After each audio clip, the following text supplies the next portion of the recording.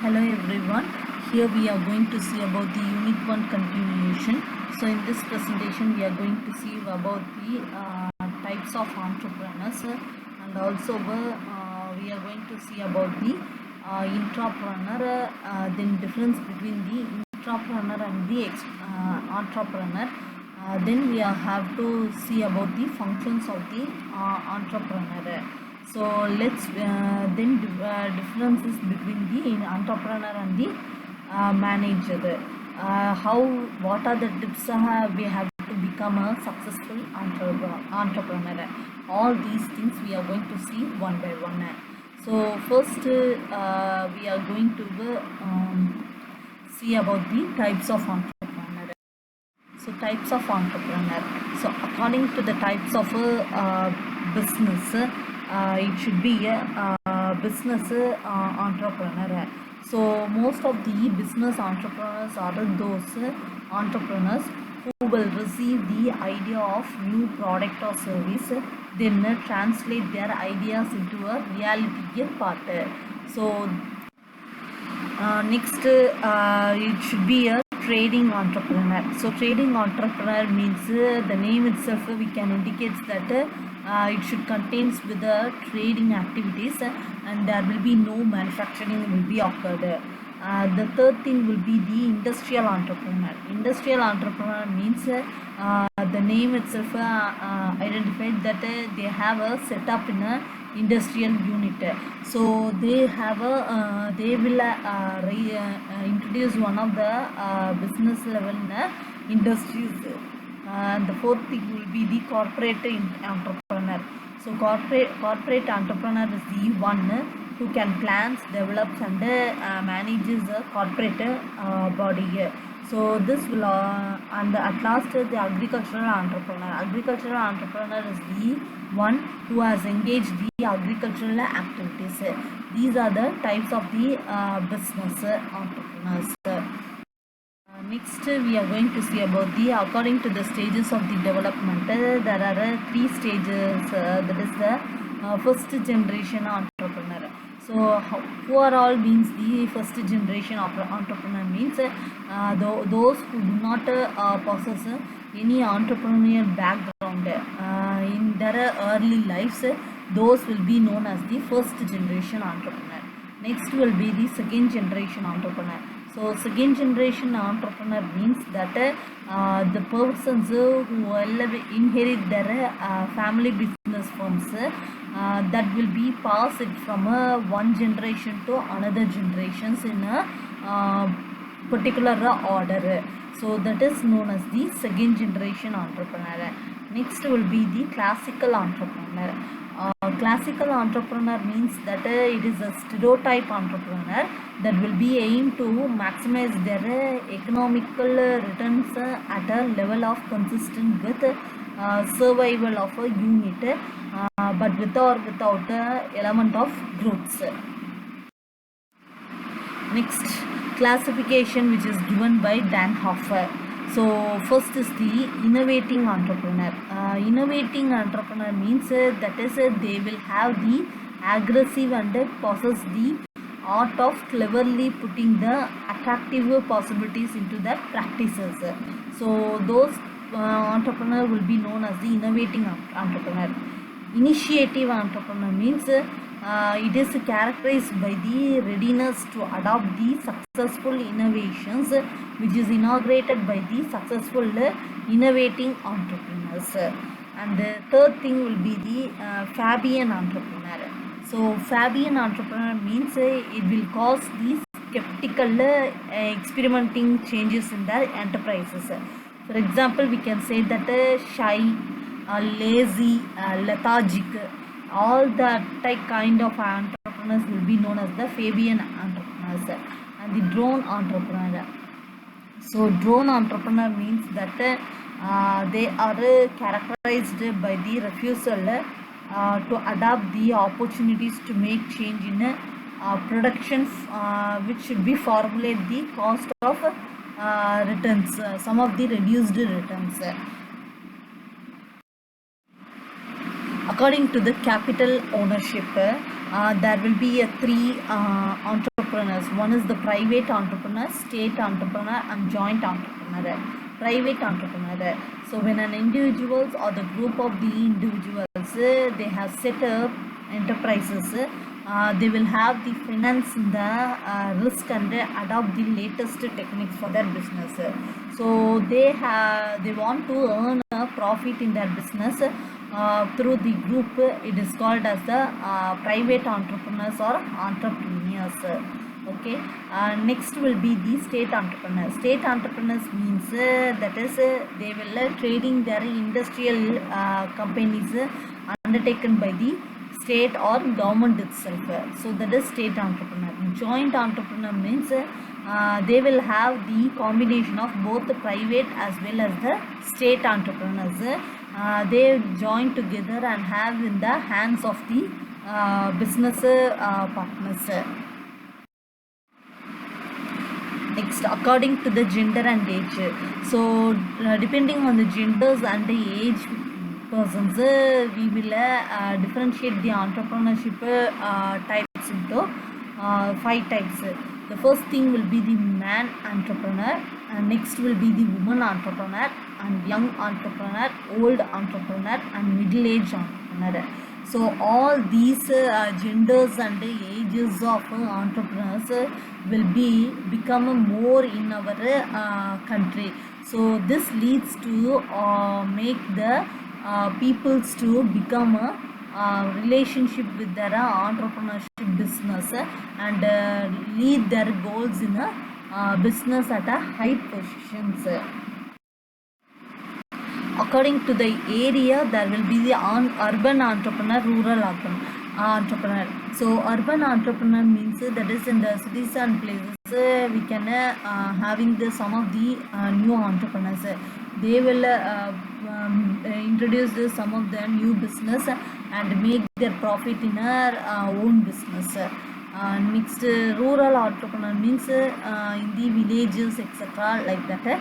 So in that places also most of the entrepreneurs are rising because they have learned more from their parents.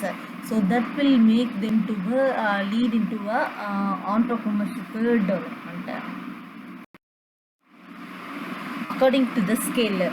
So due to the scale properties, we can have a large scale industry entrepreneur, medium scale industry entrepreneur, small scale industry entrepreneur, and tiny industry entrepreneur.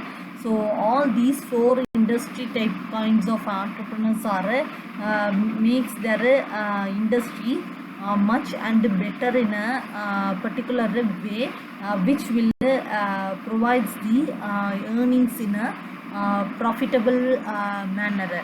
So this leads the entrepreneurs to develop their companies in from large to small as well as from small to large. Next is the intrapreneur. So we all know that intrapreneur means that is the word will be coined from United States of America. So that is Gifford Pinchot who has defined intrapreneur as the person who has resigned from their well-paid executive positions. So they launched their ventures. So he also have a section executives, those who could be retained in the industry, and their entrepreneurial urge will be satisfied by their bosses. So system has devised the executives that would operate as entrepreneurs with full independence and autonomy, but within the organization. Difference between entrepreneur and intrapreneur. So entrepreneur is an independent person who starts their venture, that is fearful of risk and his failures, enjoys the fruit of his success. So intrapreneur is partially independent, that is they have sponsored by the corporation in which he is working. He is also not liable to bear the losses in case of his failure. Next is the entrepreneur will be raises the finance from various sources and also guarantee their return, whereas the intrapreneur does not own responsibility to raise the capital of the return to it. Next will be the entrepreneurs has no relations with any organization, whereas the intrapreneurs will operate with most of the organizations that they are working in a company. Next, functions of an entrepreneur. So there are greatest deal of confusion and contradiction that should be available in the functions of entrepreneur. The first thing will be the innovations. So innovation means that is the processes that you have to introduce a new product. Okay, so J. Schumpeter has made the substantial contribution to the literature of entrepreneurship. They use the new methods of productions, opens a new market, then conquest of new sources of supply of raw materials, new form of organizations. Second thing will be the risk taking. So that is Richard Cantillon who has states that the entrepreneur is an agent who can buy means of production at certain prices and sell them at uncertain prices. So the entrepreneur will perform the functions of reducing the plans of investment and expansion of enterprises. So JB Say also stresses the risk taking a specific function of an entrepreneur. The third thing will be the decision maker. So there is the entrepreneur has a decision maker who has described the following functions of entrepreneur. That is the determination of objectives of an enterprise and change of those objectives as conditions who has required or made the advantages. So the development of the organization will include efficient relationship with subordinates and all the employees. Next thing will be securing the adequate financial resources. Their relations will be existing and potential. So first we are going to see about the investors. So the investors are the efficient technological equipment that they have the revision in new machinery appearance. So they have the development of the market of products and they provides the new products to meet and anticipate consumers. So the maintenance of the good relations with public authorities and with the society at a large relationship of the maintenance. Next is the organization and management. So here Marshall has recognized the organization and management of enterprise. That is the important functions of the entrepreneur. When the organization grows bigger means the entrepreneur will effectively delegate authority. So here it is responsibility at the various levels of management and the network of decision making will becomes more complex. So the functions of organization and management will include the planning of an enterprise, coordination, administration and control, routine type of supervision. So all these three things will be comes under the organization and the management to control their important functions of the enterprises. Next, the distinction between entrepreneur and managers. So we all know that is entrepreneurs and managers. So entrepreneurs are the owner of the enterprise. So they make their own investment in his own business.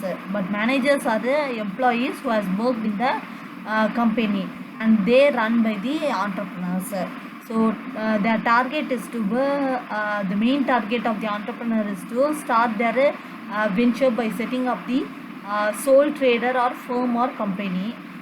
But for manager, the main goal is to motivate of the manager is give his services onto an enterprises. So they have become as an entrepreneur. Next, their decision making is for entrepreneurs. The decision making will be the policies and strategic decisions. So those will compromise of the expansion diversification have taken over by the entrepreneurs. But for managers, it will be all through the managerial operational decisions. So that has have an impact on short and medium term, which will be results by the managers. So next, rectification of wrong decisions.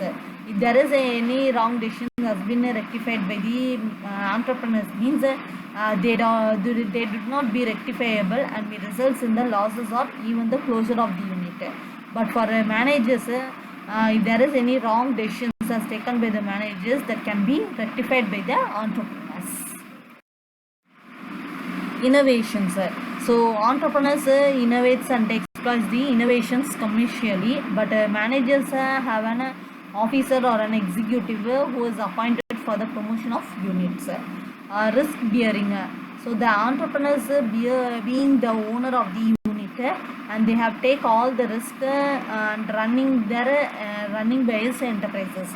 But managers doesn't bear any risk because they are the paid fixed salaries. Next, skills. So the skills which are expected by an entrepreneur is in the form of creativity, innovation, desire for a high achievement in institutions, etc. But for managers, it will be depends on public dealing abilities and conceptual abilities. The last thing will be the qualifications. That is, the entrepreneur does not need any distinct degree from a reputed university. But the managers who are working on the hands of the entrepreneurs, they will possess a degree in the stream of management theory and practices. Next, rewards. So that is, the rewards of the entrepreneur is a profit earned by him. But for managers, we have to get the monthly salary as his reward for the services rendered by him. Next, what are the tips are there to become a successful entrepreneur?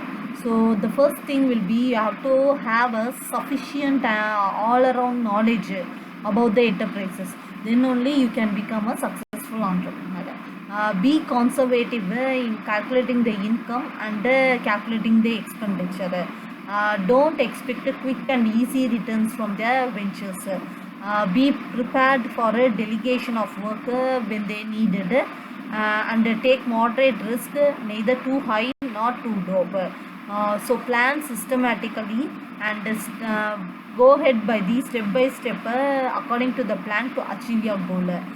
The time management is very important to maximize the utilization of your resources, and also collect the maximum information about your competitor.